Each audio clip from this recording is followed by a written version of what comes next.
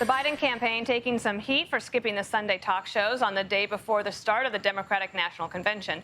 Let's bring in Xochitl Hinojosa. She's communications director for the DNC. I know Sunday shows are not everyone's favorite thing to do. I remember having to pull teeth to get people to do that. But do you wish, as a communications director, that they were out a little bit more, generating some more buzz?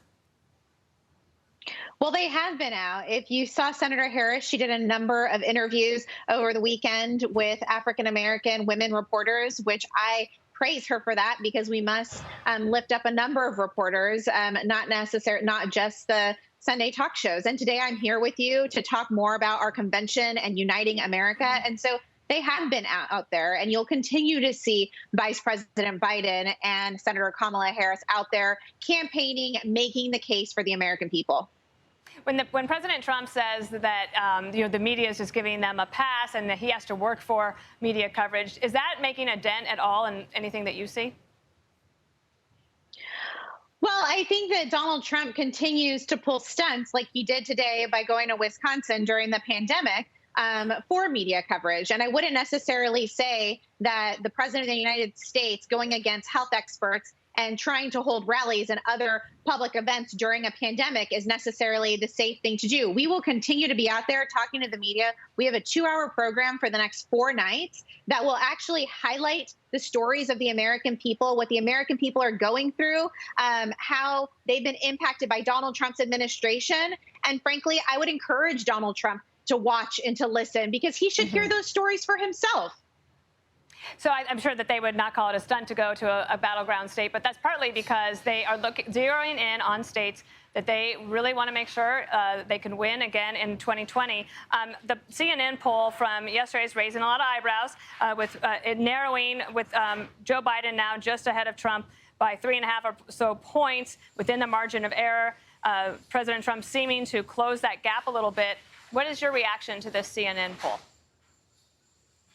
Well, I think we will continue to see polls, and you'll continue to see the race tighten. We always believe that this would be a tough race, and I would frankly prefer to be in Joe Biden's position than Donald Trump. I think that people recognize that Donald Trump has failed at his response to this pandemic, and you're seeing that hurt him in the polls right now. We absolutely are going to take nothing for granted. We are out there contacting voters. Our tactics may have changed. We're not going to necessarily go knock on a door right now when it is not safe to do so and put the American people at risk, but we will text message voters and we will call them, and we will do everything that we can to reach out to them and have those conversations to show the clear contrast between Donald Trump and Joe Biden. So the other thing that is getting a lot of attention is this question about mail-in voting. The U.S. Postal Service, Nancy Pelosi, is going to call people back in. Here's what President Trump says about this whole thing today. It's a Nancy Pelosi con game with, her associate Schumer. This is a con game by Pelosi and Schumer. Look, the post office, there's $25 billion sitting there, but they really want $1 trillion to bail out their badly run states, like New York State, which is horribly run, like if you take a look at California, the money they lose. Illinois is a disaster. One thing I learned working in Washington, whenever you bring up the Postal Service, you're going to create controversy or get a lot of attention for it. He calls what the Democrats are doing a con game. How do you react? Well, the Postal Service shouldn't be controversial in any way, and it shouldn't be partisan.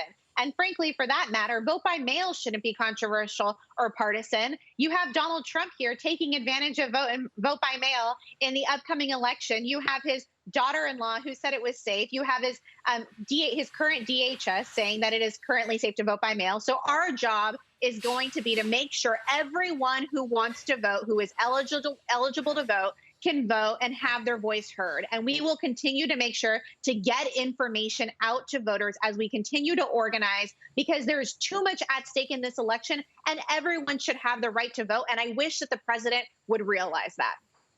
I know he said he was open to some flexibility on that when he talked this morning. So we're going to be watching tonight. We have special coverage starting at 10 p.m. Here on Fox News. I'm going to watch the whole thing. Thank you, Xochitl. We'll be in touch soon.